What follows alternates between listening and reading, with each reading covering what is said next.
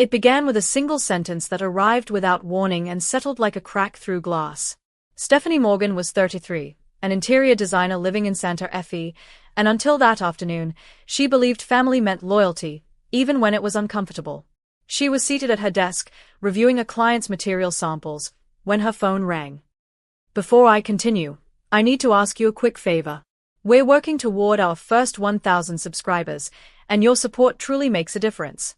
If you haven't already, please take a moment to subscribe to the channel, like this video, and comment where you're watching from. That single click helps keep this channel growing." Her mother's voice was calm, almost rehearsed. "Your sister doesn't want you there," Carolyn Morgan said. Stephanie paused, certain she had misheard. "Doesn't want me where?" she asked. There was a brief silence, then, "On the family vacation." The words were delivered without emotion. Stephanie felt her chest tighten. "You're serious?" Carolyn exhaled lightly. "Olivia thinks you'd disrupt the mood." Stephanie stared at the wall ahead of her. Only a week earlier, she had sent $5,500 to help cover rent and utilities after her parents said things were tight. "So that's what I am now?" Stephanie asked quietly. "A mood?" Her mother didn't answer. The absence of response felt deliberate.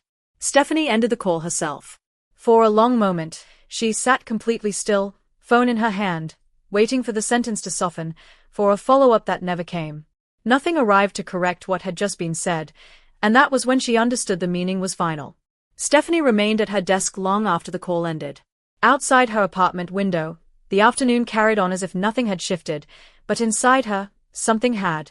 She checked her phone again, half expecting a message from her sister or an explanation from her parents. There was nothing. She stood, walked into the kitchen, poured a glass of water, and leaned against the counter.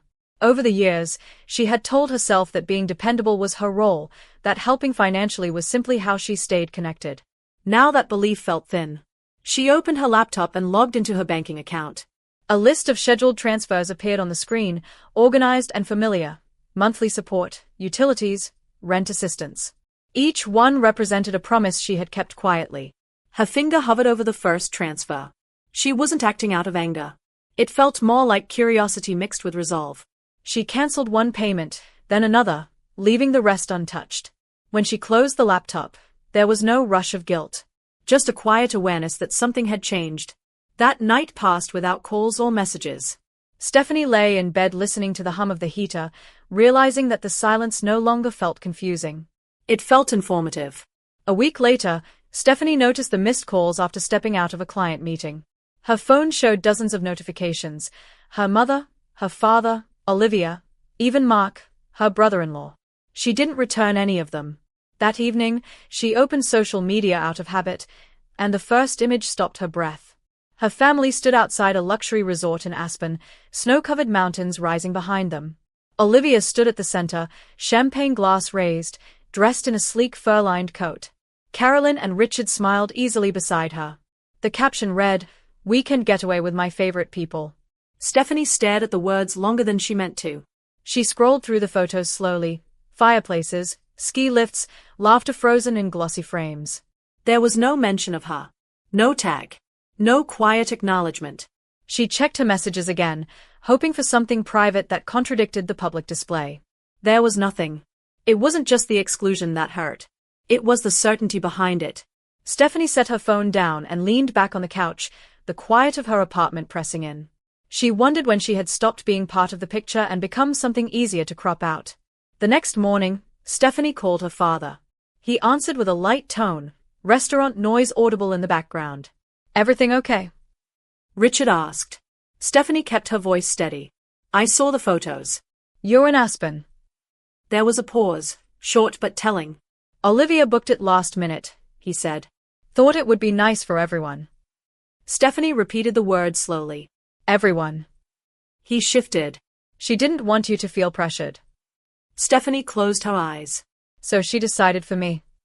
Richard sighed, lowering his voice. "Don't take it personally. Your sister just wanted peace." The word settled heavily. In the background, Stephanie heard Olivia calling his name. "We'll talk later," he said quickly, and the line went dead. Stephanie stared at the phone, then set it down. The rest of the day passed in fragments. She answered emails, adjusted layouts, moved through tasks without focus. That evening, Olivia posted another video, slow motion, a toast by a fire pit. The caption read, "Family time is everything." Stephanie turned off her phone. She wasn't angry. She felt emptied, as if something had finally finished breaking. That night, Stephanie stepped onto her balcony, wrapping her arms around herself as the cold air brushed her skin. Below, the lights of Santa Fe stretched outward, steady and indifferent. She replayed old moments, searching for the mistake that had led here. Thanksgiving surfaced in her memory, Olivia criticizing her clothes, her laugh, the wine she brought. Stephanie had left early, believing distance was maturity. Now she saw how that silence had been interpreted. She went back inside and opened her laptop again. This time, she didn't hesitate. She cancelled every remaining transfer, rent, utilities, monthly support. Each confirmation felt final. She opened a blank email and typed carefully, "Please don't contact me about money again. I need space." She signed her name and sent it. When the laptop closed, she felt lighter, not relieved, but certain. She turned the framed family photo on her dresser face down and sat on the edge of her bed. No messages arrived. No apologies followed. For the first time, Stephanie didn't wait. Something had shifted, and she was no longer trying to hold it in place. The next morning, Stephanie's phone buzzed with a single message that mattered. "You okay?" It was from Natalie Pierce, her closest friend since college. Stephanie didn't text back. She called. Natalie answered immediately, voice steady, no panic. Stephanie explained everything in one breath, the call, the vacation, the money, the silence afterward. Natalie listened without interrupting. When Stephanie finished, there was a short pause. "So they finally noticed," Natalie said. Stephanie let out a dry laugh. "They noticed the money's gone." Natalie didn't soften it. "That's the point. You were never invisible. You were useful." The words landed hard but clean. They talked for a while about work, about nothing important, letting the tension drain naturally. When the call ended, Stephanie realized she felt anchored again. That night, she slept deeply, without replaying conversations or imagining explanations she no longer owed. By Friday, the pressure returned, louder and less controlled. Her phone filled with messages while she was at work. "This isn't funny. Call us back. You're taking this too far." Stephanie muted the thread and focused on a presentation for a high-profile client. She was mid-review when her office phone rang. "Stephanie," Jonathan Reeves said calmly, "could you come by my office?" His tone wasn't sharp, just careful. Inside, he gestured for her to sit. A printed email lay on his desk. "Your mother contacted me," he said evenly. Stephanie felt her stomach drop, but she didn't react. "She's concerned about my behavior," Stephanie said before he could continue. Jonathan raised his eyebrows slightly. "You're not wrong," Stephanie explained, clearly and without emotion. Jonathan listened, then leaned back. "You're doing excellent work," he said. "Whatever is happening at home stays there." The relief was immediate and unexpected. As she left his office, Stephanie realized a stranger had shown her more respect than her own family had in years. That evening, Jonathan called her again. "Just so you know," he said, "your mother tried reaching the office once more. I blocked the number." Stephanie closed her eyes, steadying herself. "Thank you," she said quietly. When the call ended, she didn't hesitate. She opened her contacts and blocked her parents, Olivia, and Mark, one by one. Each confirmation felt deliberate, not dramatic. The apartment grew quiet in a way that felt earned. Stephanie poured a glass of water and stood by the window, watching the city lights flicker on. Her phone lay face down on the table, finally still. 2 days later, Natalie sent a link with a single line. "You should see this." Stephanie opened it and immediately recognized the photo. Her family at a lakeside cafe, smiling as if nothing had fractured. Olivia's post was long and carefully worded. It spoke about betrayal, about money changing people, about being hurt by someone who forgot where she came from. The comments poured in, sympathy, agreement, quiet judgment. Stephanie felt the familiar urge to defend herself rise, then pass. She took a screenshot and closed the app. Later that afternoon, she wrote her own post, short and direct. "I didn't walk away from family. I walked away from being treated like an obligation." She read it once and posted it without names or explanations. The response was immediate and unexpected. Messages flooded in, not from family, but from colleagues, old friends, and strangers. Proud of you. This took courage. I've been there. Stephanie watched the reactions climb, then turned off notifications. By evening, she deleted the app entirely. The empty space on her phone felt intentional, like clearing a room. She made tea and sat on the couch, the apartment calm around her. For the first time since the phone call that started everything, Stephanie felt something solid take shape inside her. Not anger, not victory, but certainty. She wasn't waiting for an apology anymore. She wasn't preparing an explanation. Whatever came next, she would meet it on her own terms. The knock came just after sunset, firm and impatient. Stephanie wasn't expecting anyone. She opened the door to find her mother standing there, eyes rimmed red, clutching her purse as if it were holding her upright. Olivia stood behind her, arms crossed, expression tight and alert. Neither had called. Neither had asked. "Can we come in?" Carolyn asked. Stephanie stepped aside slowly. "If you're here to talk," she said, "not accuse." Olivia brushed past her without answering. "You embarrassed us," Olivia said immediately. "You put our business online." Stephanie closed the door and met her sister's gaze. "I told the truth," she replied. Carolyn looked around the apartment, as if searching for evidence of wrongdoing. "You've changed," she said quietly. Stephanie didn't raise her voice. "I stopped pretending." Olivia scoffed. "You always do this, play calm while everything burns." Stephanie nodded once. "That's because I'm not the one lighting the fire." Carolyn's voice softened. "We just want things back to normal." Stephanie exhaled slowly. "Normal for who?" Olivia stepped forward. "You cut us off without warning." Stephanie walked to a drawer and pulled out a folder she had prepared weeks ago. She laid it on the table and opened it. Inside were printed statements, rent payments, utility transfers, car repairs, hospital bills. Years of quiet support, itemized. "This is what normal looked like," Stephanie said. Olivia's confidence flickered. Carolyn stared at the pages, lips pressed tight. "Family helps each other," she said. Stephanie nodded. "Family doesn't keep score," she replied. "That's why I did." The room went still. For the first time, no one interrupted her.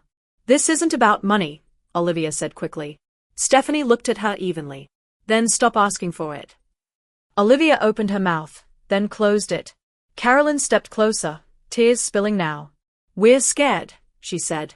"You've pulled away." Stephanie didn't move. "I was pushed," she answered.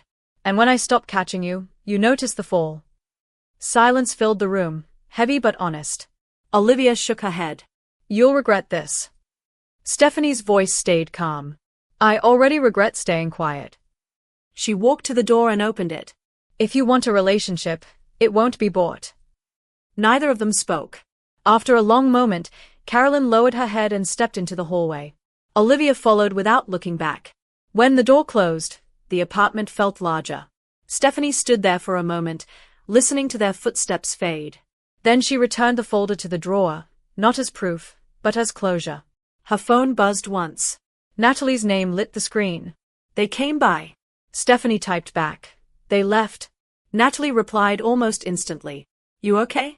Stephanie looked around the quiet room and answered honestly. "Yes." She made tea and sat near the window, watching the sky darken over Santa Fe. The confrontation hadn't drained her. It had clarified everything. She realized she didn't feel angry or sad. She felt finished. A week later, Samuel Brooks called. "The rent hasn't been paid," he said carefully. "Should I expect your help?" Stephanie paused, then answered without hesitation. No. After the call, she didn't second-guess herself. That night, she booked a trip she had postponed for years, Seattle. The confirmation email arrived, simple and final. Stephanie closed her laptop and smiled faintly.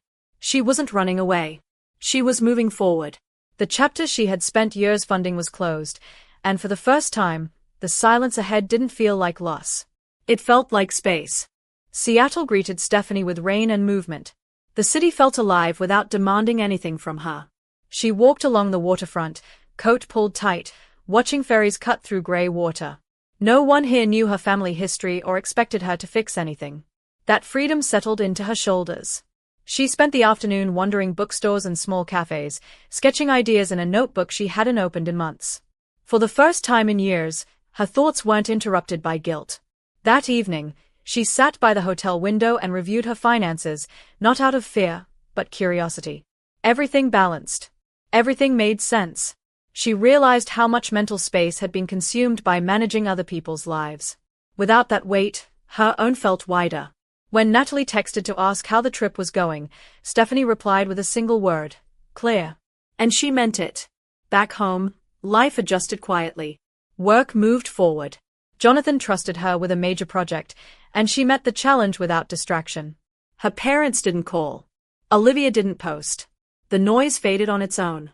One afternoon, Stephanie received an email from a cousin asking what really happened. She read it, then closed the message without replying. She didn't owe explanations anymore. That realization felt like a milestone. She had spent years trying to control how she was perceived. Now she let the story live without her supervision. It was lighter that way. Weeks passed. Stephanie rearranged her apartment, donating pieces she no longer loved, keeping only what felt intentional. She framed a new photo for her dresser, not of family, but of the Seattle skyline at dusk. It reminded her that distance could be chosen, not imposed. One evening, she sat on her balcony watching the city lights blink on, steady and reliable. She thought about how often she had mistaken endurance for love. The difference was clear now. Love didn't require erasing yourself. Stephanie recorded a short video for herself, something she might never share. She spoke calmly, without rehearsing. "Boundaries aren't punishments," she said. "They are instructions for how to stay." When she finished, she saved the file and closed the app. She didn't need an audience. The message had already landed where it mattered. On a quiet Sunday morning, Stephanie brewed coffee and stood by the window, sunlight cutting clean lines across the floor. Her phone rested on the counter, silent and unimportant. She wasn't waiting for it to ring. The chapter that began with exclusion had ended with clarity. She had lost access to a family version that only worked when she paid for it. In return, she gained something steadier: self-respect. Stephanie took a slow breath and smiled, not because everything was perfect, but because it was honest.